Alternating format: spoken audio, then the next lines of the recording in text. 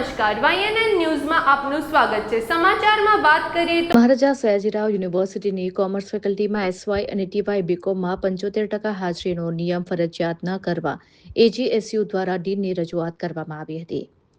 MS યુનિવર્સિટીની commerce ફેકલ્ટીમાં SY અને ટીવાય બીકોમના વિદ્યાર્થીઓ માટે 75% હાજરીનો નિયમ ફરજિયાત ન કરવા અંગે વિદ્યાર્થી સંગઠન એજીએસયુ દ્વારા ફેકલ્ટી ડીનને રજૂઆત કરવામાં આવી હતી।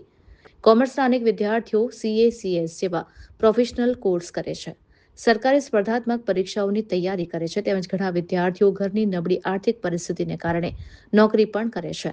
તો 75% હાજરીનો નિયમ લાગુ થવાથી વિદ્યાર્થીઓનું ગ્રેજ્યુએશન અધૂરું રહી શકે તેમ છે।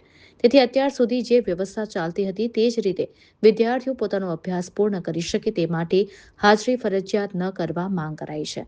આ રજૂઆતને ધ્યાનમાં લઈને ડીન દ્વારા ટૂંક સમયમાં જ કોમર્સના શિક્ષકોની એક ખાસ બેઠક બોલાવવામાં આવશે, જેમાં આ વિષય પર યોગ્ય ચર્ચા વિચારણા કરીને આગળનો નિર્ણય લેવામાં આવશે।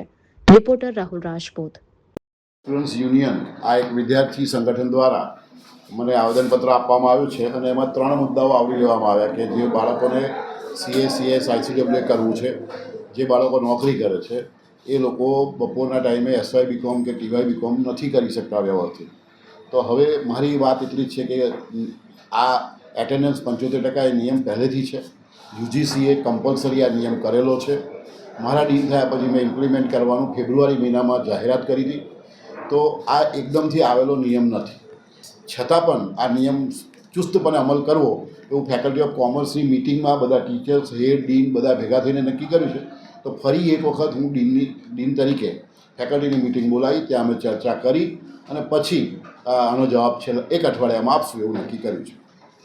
આજ રોજ ઓલ ગુજરાત સ્ટુડન્ટ યુનિયન એજીએસયુના કાર્યકર્તાઓ દ્વારા ફેકલ્ટી ઓફ કોમર્સની મેઇન બિલ્ડિંગ પર ફેકલ્ટી ઓફ કોમર્સના ડીન પ્રોફેસર પ્રજ્ઞેશ શાહ સરને આવેદનપત્ર આપી રજૂઆત કરવામાં આવી છે, વિદ્યાર્થીઓને સાથે રાખીને।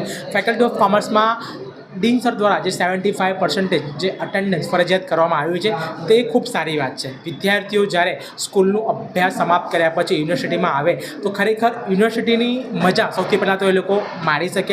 યુનિવર્સિટીનો અભ્યાસ છે તે લોકોને ખબર પડે કે યુનિવર્સિટીમાં શું અભ્યાસ કરવામાં આવતો હોય છે। સાથે સાથે યુનિવર્સિટીમાં એવા ઘણા પ્રોગ્રામ ચાલે છે કેમ્પસની અંદર જે વિદ્યાર્થીઓ પોતાનું જે સ્કિલ છે તે ડેવલપ કરી શકે। તો ફેકલ્ટી ઓફ કોમર્સના જે ડીન સર છે કંઈક ને કંઈક એક જગ્યા એ સાચા છે, પરંતુ હું એમને રજૂઆત એ કરી છે કે અમે લોકોએ ડીન સાહેબને કે એવા વિદ્યાર્થીઓ કે જે લોકો સેકન્ડ યર બીકોમ અને થર્ડ યર બીકોમમાં અભ્યાસ કરી રહ્યા છે તો 75% હાજરી તે લોકો માટે કંઈક ને કંઈક એફોર્ડ નથી, કારણ કે એ લોકો એફર્ટ નથી કરી શકતા। મુખ્ય કારણ એ છે કે વિદ્યાર્થીઓ અભ્યાસની સાથે સાથે એ લોકો નોકરી કરતા હોય છે, ઘરની આર્થિક પરિસ્થિતિ એ લોકોની જે છે તે એટલી સારી હોતી નથી।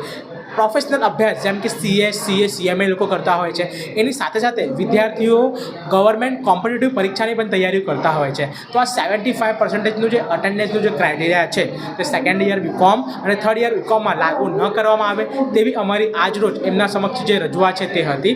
ફેકલ્ટી ઓફ કોમર્સના dean professor Prajnesh Shah sir દ્વારા કહેવામાં આવ્યું છે કે આ હાલ જે અટેન્ડન્સનું ક્રાઇટેરિયા છે તે ફર્સ્ટ યર બીકોમ સુધી રાખવામાં આવ્યું છે અને અમે જે રજૂઆત કરી છે એ રજૂઆતને ધ્યાનમાં રાખીને 1 વીક એટલે કે 1 અઠવાડિયાનો જે સમય છે તેમને અમને આપ્યું છે।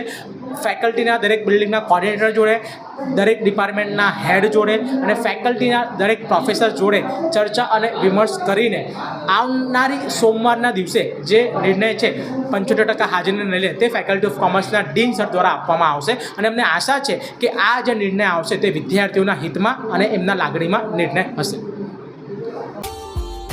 Subscribe now and press the bell icon. Never miss an update.